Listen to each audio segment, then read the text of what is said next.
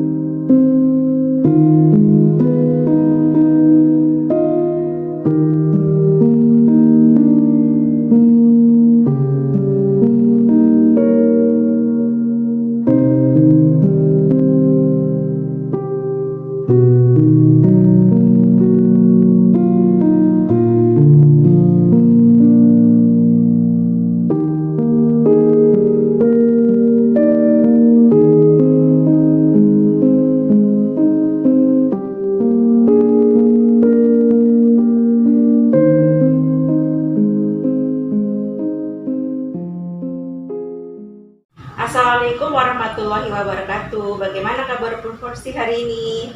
Waalaikumsalam warahmatullahi wabarakatuh. Hari ini alhamdulillah baik Bu Tarti. Bagaimana kabar Bu Tarti hari ini? Alhamdulillah saya baik juga Bu. Bu Forsti hari ini mau melakukan proses coaching dengan Pak Arif ya? Iya Bu Tarti. Oke, sebelum melakukan proses coaching nih Bu, ada sedikit yang perlu kita obrolkan dulu nih ya Bu. Iya, tentu saja boleh Bu. Oke, nanti Bu Forsti dalam coaching ini kan berperan sebagai coach, lalu Pak Arif berperan sebagai coaching. Nah, nanti saya akan ikut mengamati Bu Forsti dan akan saya nilai sesuai dengan rubrik penilaian coaching. Saya akan mengamati apakah langkah-langkah coaching ini sudah sesuai dengan alur kita apa belum. Kemudian saya akan mengamati apakah Bu Forsti akan memberikan pertanyaan yang berbobot sesuai dengan kata kunci yang disampaikan oleh coaching. Saya akan mendengarkan dan mengamati respon serta jawaban dari coaching. Apakah sesuai dengan pertanyaan yang ditujukan oleh Bu Forsti.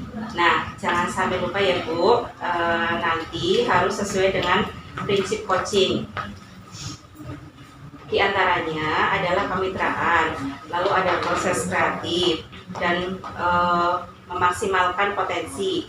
Nah, sebelum Bu Forsti melakukan proses observasi, saya ada pertanyaan nih untuk Bu Forsti, boleh ya? Oke Bu. Nah, untuk pertanyaan pertama nih, kompetensi apa nih yang akan Bu Forsti kembangkan dengan proses coaching hari ini? Kompetensi yang ingin saya kembangkan pada coaching kali ini, saya itu ingin memastikan tentang kompetensi inti dari coaching itu. Yang pertama, saya ingin ada kehadiran penuh dari diri saya untuk mendengarkan coaching. Saya menyampaikan permasalahannya, lalu yang kedua, saya ingin mendengarkan aktif apa yang disampaikan oleh coaching, dan yang ketiga, saya akan mengajukan pertanyaan-pertanyaan berbobot kepada coaching. Ingin mengembangkan 3 kompetensi yang ada ya Bu Forsti. Dari kehadiran penuh, lalu mendengarkan aktif, dan mengajukan pertanyaan yang berbobot. Nah, kalau di antara ketiganya nih, kira-kira yang lebih spesifik itu yang mana Bu Forsti yang ingin dikembangkan? Yang lebih spesifik yang ingin saya kembangkan itu mendengarkan aktif Bu Tati dan mengajukan pertanyaan yang berbobot kepada coach saya.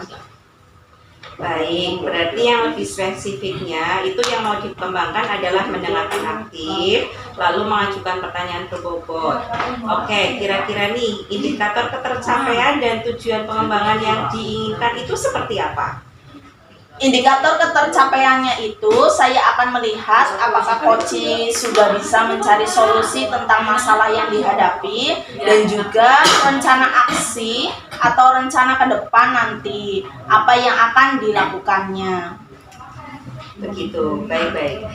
Jadi indikator ketercapaiannya adalah saat coach sudah bisa menemukan sendiri solusi dari masalah yang dihadapi, dan coach juga memiliki rencana aksi sebagai solusinya, begitu ya Bu Forsti? Iya betul Ibu. Terima kasih ya Bu Forsti untuk jawaban-jawabannya. Silahkan Bu Forsti melakukan proses coaching. Saya akan mengamati, dan nanti setelah proses coaching sudah selesai, kita ngobrol-ngobrol lagi ya Bu Forsti. Siap Ibu, terima kasih.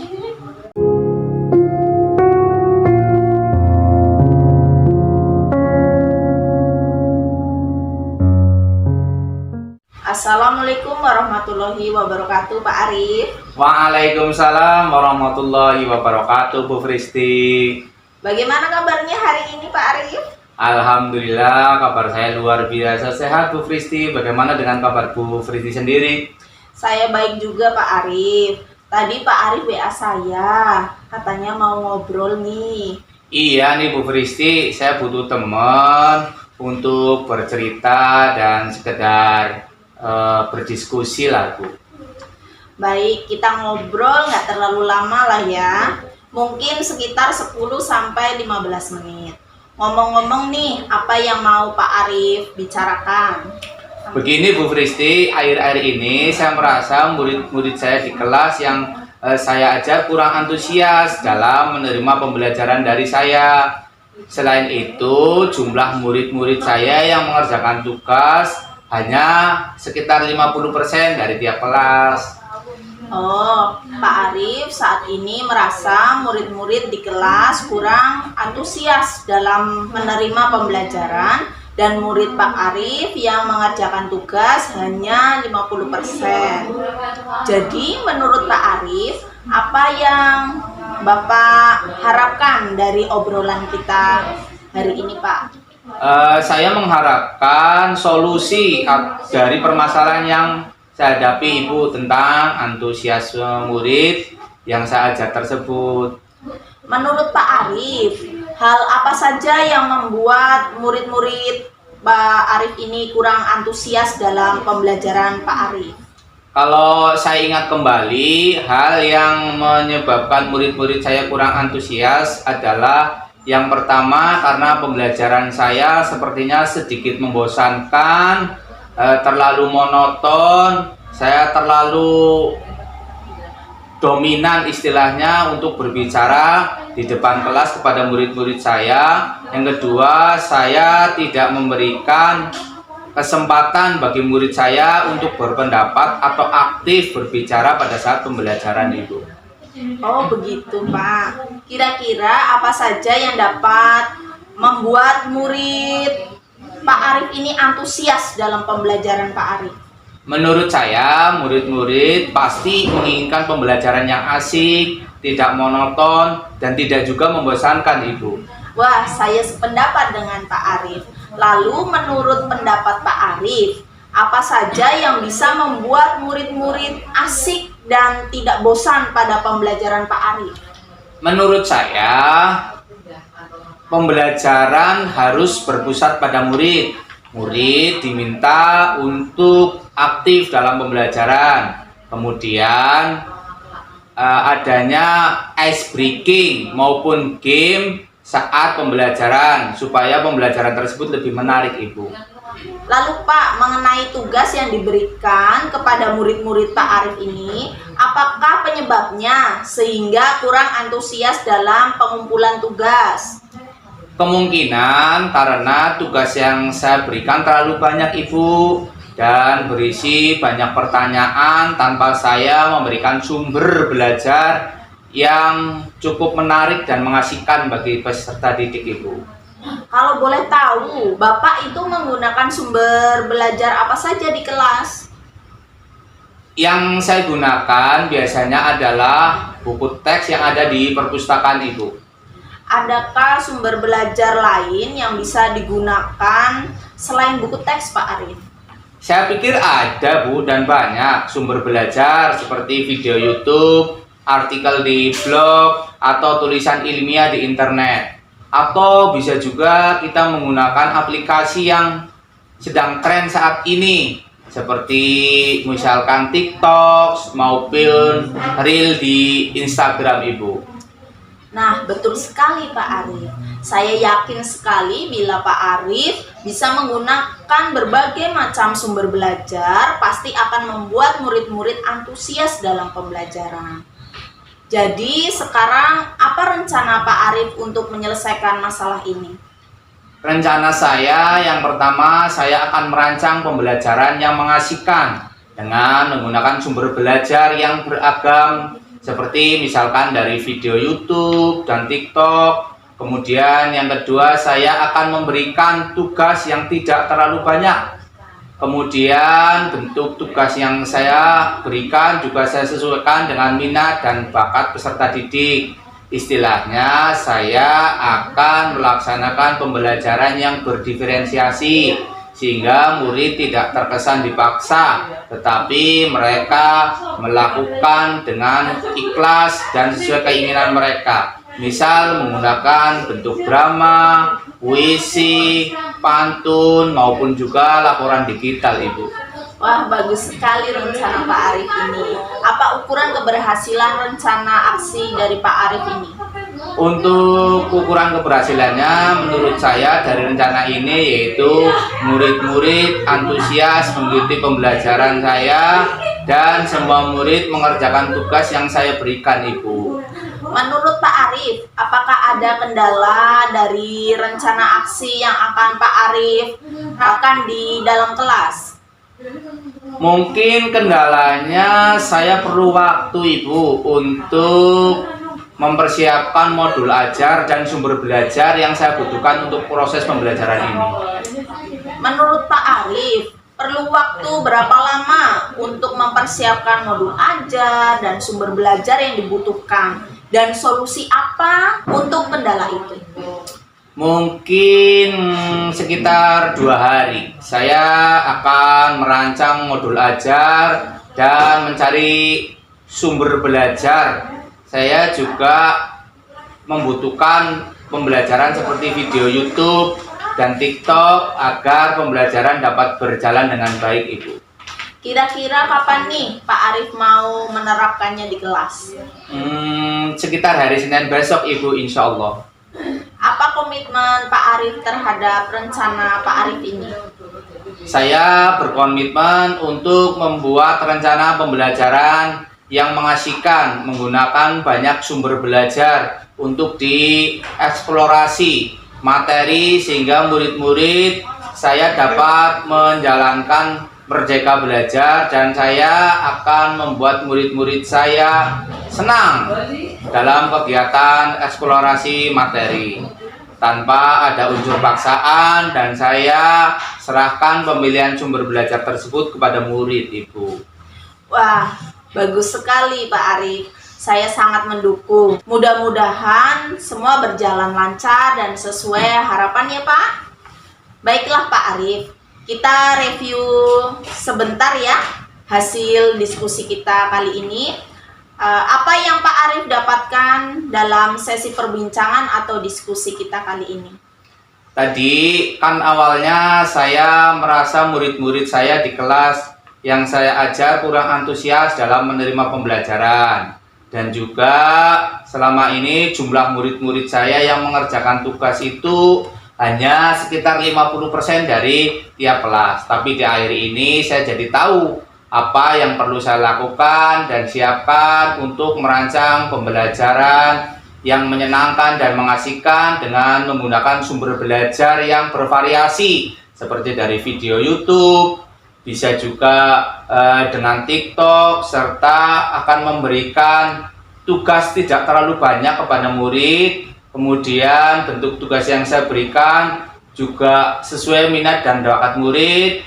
Istilahnya saya akan melaksanakan pembelajaran yang berdiferensiasi sehingga murid tidak terkesan dipaksa, tetapi mereka melakukan itu sesuai dengan apa yang mereka inginkan sendiri, Ibu. Wah, keren sekali nih Pak Arif. Kalau gitu kita bertemu lagi minggu depan ya Pak Arif. Saya pengen dengar cerita nih tentang keseruan belajar di kelas Pak Arif. Dan jangan lupa hubungi saya kalau butuh support lagi. Terima kasih Bu Fristi atas waktunya untuk saya. Mudah-mudahan kita bisa bertemu kembali di lain waktu dengan cerita yang lebih menyenangkan, dan semoga kita bisa menjadi guru yang dirindukan oleh murid-murid kita. Amin. Amin. Terima kasih Pak Arif. Sama-sama Bu Fristi.